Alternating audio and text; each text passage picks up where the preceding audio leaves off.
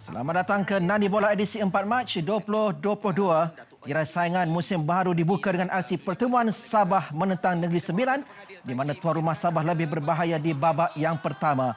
Neto Pessoa menggegar jaring di minit ke-25 namun gol dibatalkan setelah penyerang kelahiran Brazil itu berada pada kedudukan offside. 10 minit berselang Badrul berpeluang meletakkan tuan rumah di depan tetapi percubaannya tinggi melewati palang gol.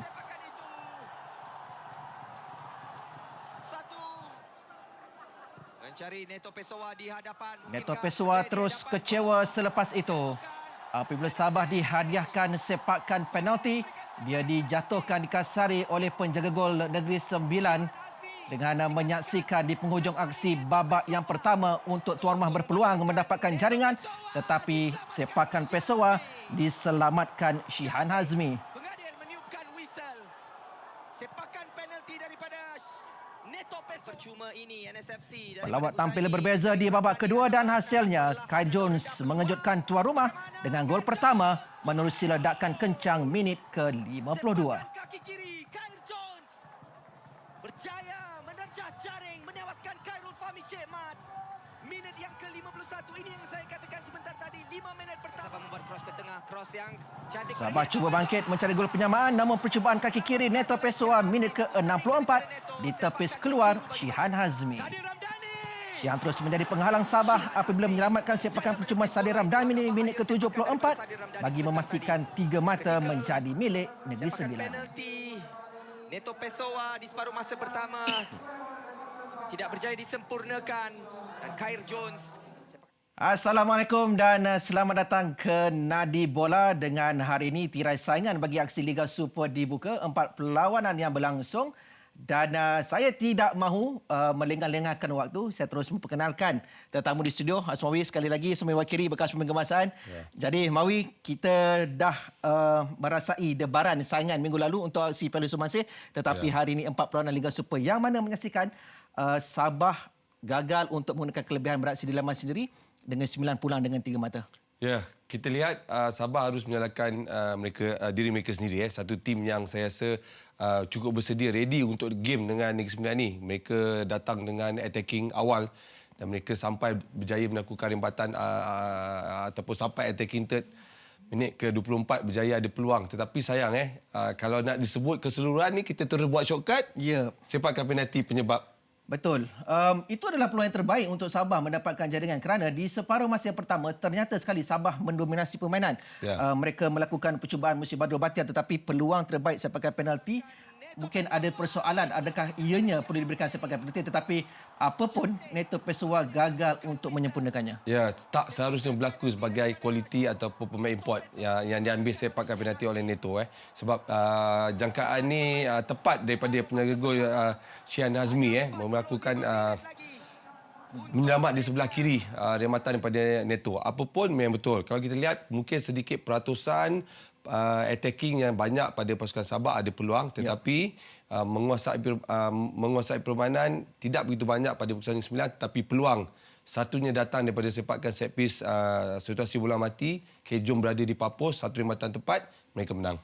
Dan mungkin juga percaturan yang dilakukan oleh Negeri Sembilan terutamanya di separuh masa yang kedua. Sememangnya kita mengenali Devon seorang jurulatih yang sememangnya berpengalaman terutamanya dalam merubah percaturan taktikal pasukannya dan itu nampak berhasil di babak yang kedua. Kalau menceritakan tentang aksi di separuh masa yang pertama, boleh saya katakan Negeri Sembilan memang senyap sepanjang separuh masa yang pertama tetapi kebijaksanaan mereka di babak yang kedua dan hasilnya jaringan pertama terhasil musim Kai Jones. Okey, kalau bercakap mengenai Kai Devon, apa yang dilakukan dengan tim taktikal ke apa semua, datang ke Sabah berdepan dengan pasukan Ong, dia pakai 3-5-2. 3-5-2 kita dapat lihat dia terpaksa imbangkan dengan situasi bertahan 5 orang waktu bertahan, 5 orang akan pergi tinggalkan 3 dekat bawah, naik di atas 5 kiri kanan tu akan naik ke atas untuk imbang di bahagian tengah menjadi 5 bagi attacking untuk pasukan Negeri Sembilan.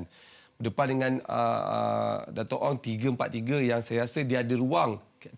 Keravan tahu dia ada ruang di bahagian tengah masuk ke bahagian attacking untuk mencari gol ataupun mencari peluang dan hasilnya kita dapat lihat walaupun gol tersebut datang daripada set piece tetapi meletakkan ramai pemain di bahagian tengah defend sebelah kiri berada di bahagian far post dan itu terhasil gol pertama. Okey, kita saksikan ini adalah jaringan yang dilakukan oleh Kyle Jones di mana biarpun pada sudut yang sukar tetapi dia bijak Mawi untuk meledakkan satu rembatan kencang yang sama sekali saya katakan tidak ada peluang bukan saja kepada Khairul Fahmi Syahmat, mana-mana penjaga gol pun sukar untuk menyelamatkan sepakan itu. Ya, kalau kita tengok rembatan Kyle Jones tu dia tahan bola pertama.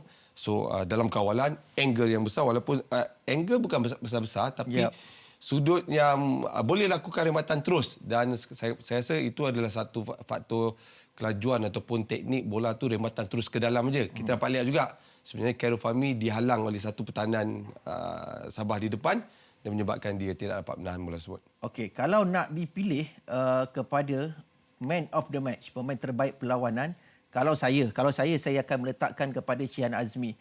Bukan sahaja kerana sepakan penalti, tetapi separuh masa yang kedua juga dia banyak untuk menyelamatkan percubaan daripada pemain-pemain Sabah biarpun Amri dibawa masuk di separuh masa yang kedua.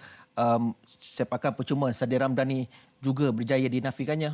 Terus kita declare dia sebagai terus. Pemain terbaik perlawanan kerana kita dapat lihat yang penting apa berlaku kerana menyelamatkan sepakan penalti itu adalah peluang untuk Sabah untuk dia dapatkan gol. Tapi satu agakan, satu timing yang baik daripada Shihan Azmi, kemudian Shihan Azmi. Kemudian kita dapat lihat ini rembatan daripada Neto pun dia berjaya menyelamatkan satu free kick sekali lagi saya rasa daripada Sadir Ramdhani bukan mudah sebenarnya Wan situasi penjaga gol muda yang boleh membaca di mana arah bola tersebut dan berjaya menyelamatkan bola. Okey, Negeri Sembilan dengan beberapa perubahan untuk musim ini, kehadiran Hairul Gulon antaranya mungkin memberikan keseimbangan kepada mereka terutamanya di bahagian pertahanan. Matthew Alves walaupun pada malam ini belum lagi menampakkan sengat tetapi kita yakin dengan kita bertahu dengan reputasi yang dimiliki oleh Matthew Alves di bahagian serangan. Okey, kalau bercakap dengan Matthew Alves punya peranan untuk berdepan dengan pasukan Sabah ketika sementara tadi bermain di away, dia akan melakukan kerja bertahan sedikit lebih banyak daripada duduk di atas untuk melakukan mencari peluang ataupun melakukan attacking. Sebab itu taktikal kerana kita dapat lihat pada awal minit pun 0 ke 15 minit tu 15 minit ke 30 Sabah menguasai dah banyak melakukan attacking. Matthews terpaksa turun ke bawah sikit untuk imbang dekat bahagian tengah dan atas. So kita dapat lihatlah sedikit mungkin kelibat dia yang tak ada dalam attacking lebih banyak. Tapi saya memberi kepujian kepada Hairul Gulon, Kuzaimi dengan Nasrullah. Ini pemain yang 3 orang tak berpecah sebagai pemain lama dekat dengan Sembilan dan Hairul Gulon pemain berpengalaman, ada saiz baca, good game reading. Dia berjaya mengawal kedudukan bertahan dengan baik untuk pasukan Negeri Sembilan. Baik, okey, kita tinggalkan cerita aksi di antara Sabah dan juga Negeri Sembilan. Jangan ke mana-mana, kita akan berehat seketika kembali nanti. Sarawak United berdepan dengan Kedah Darul Aman.